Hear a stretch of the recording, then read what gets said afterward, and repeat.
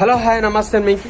తెలంగాణ రాష్ట్రంలో క్రీడా రంగాల్లో యువత రాణించాలని పెద్ద పెద్ద రాజకీయ నాయకులు మేధావులు చెప్తూ ఉంటారు, కానీ అది ఆచరించడంలో వెనకడుగు వేస్తూ ఉంటారు.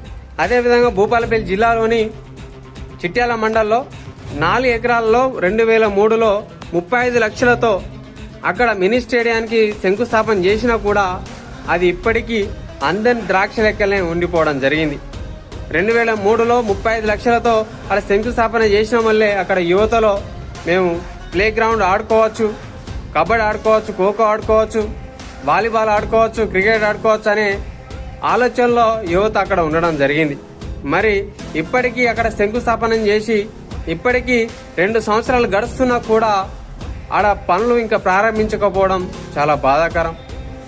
ఇప్పటికైనా ఆ చిట్యాల మండలంలోని మినీ స్టేడియానికి మరమ్మతులు చేసి అదేవిధంగా యువత ఆడడానికి తీసుకొచ్చే విధంగా ఆ ప్రాంగణం ఉండాలని తెలియజేసుకుంటూ థ్యాంక్ యూ. నా ఛానల్ లైక్ చేయండి, షేర్ చేయండి, సబ్స్క్రైబ్ చేయండి. Thank you.